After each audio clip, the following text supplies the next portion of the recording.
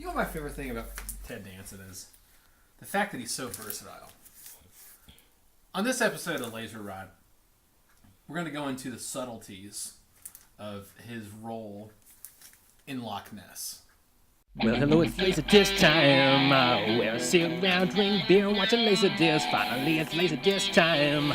Where I kick back with the beer, spin a LaserDisc. Few good men, House Party 2, Mrs. Doubtfire and Turbulence, Highlander 2, X-Files, Garth Brooks, and the True Lies. Well, hello, it's LaserDisc time.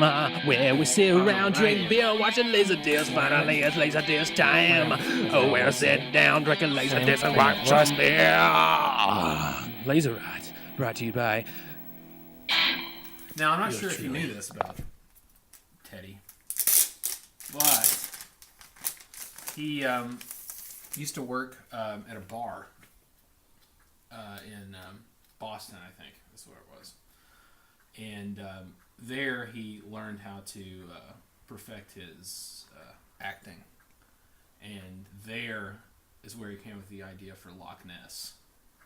Now, in Loch Ness, we see him at his absolute most vulnerable. It's stunning. He and his future wife, Jolie Richardson, which may or may not be a fake version of Jodie Foster, learn about love with a mythical Irish water creature, which turns out is not mythical. So, let's get this started right. Okay, so I forgot to do this earlier, talk about the beer, because I already had a few. And I've also had a few shots, so I decided to do that right now again and talk about the beer. I got Replay IPA. It's beer out of Portland that's Session IPA that's very light and kind of citrusy, very tart, and very low alcohol content, hence the shot of bourbon from Kentucky. So, Loch Ness. I'm about to flip the disc. It is everything that I imagined. Just like this beer is everything I imagined. You want me to go find the Loch Ness Monster? Is that what you're offering me, Bob? No, John. I want you to go to Loch Ness and not find the monster. I want you to take this state-of-the-art equipment and prove that it's the biggest hoax of the century. What are you doing? You know, you're sticking another nail in my coffin.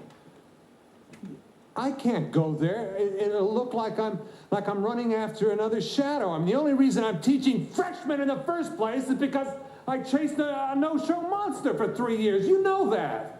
Come on, I won't have any credibility left at all. You don't have any credibility. And now you don't have any career. Unless I say so. An awesome What's metaphor the problem here? All you have to do is run the sonar Ted off the Danson's law, real-life bring me career. definitive evidence that nothing's there, and then I get my equipment back, you regain some credibility, and you get paid. Okay, a few things to go over here. Beer with this movie was good. Quite good. Recommend that. The movie, don't watch it, don't waste your time. It's terrible. It's one of the worst movies I've ever seen, if not the worst movie I've ever seen. Ted Danson looks like the town drunk trying to have a go at becoming a respectable member of society. It was obviously filmed before Ted knew he had thinning hair. 20 minutes into the movie, I had no idea how this could have been made into a movie. It makes the plot is not there.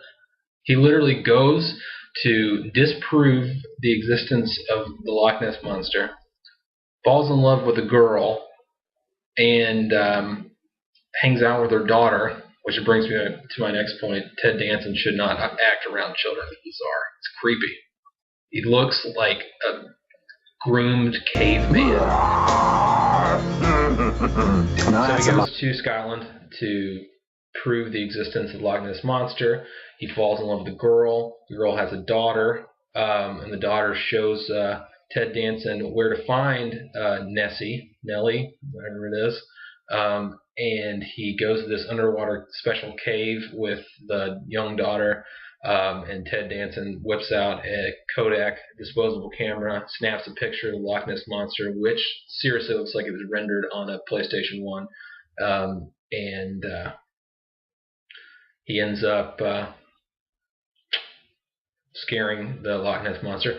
And he goes back to America to show his findings. And the townsfolk are very against him showing that Loch Ness Monster is real for whatever reason. And at the very end, he decides not to show it and bamboozles the whole cryptozoologist community. And what may be the absolute worst film I've ever seen. It is worse than the 101 Dalmatians live action film from the 90s. It's that bad. I have never had any issues with finishing a bad film, and in fact, a lot of them are kind of enjoyable. This one was not enjoyable. It's terrible. LaserRot update. Don't know what the fuck's going on in this film.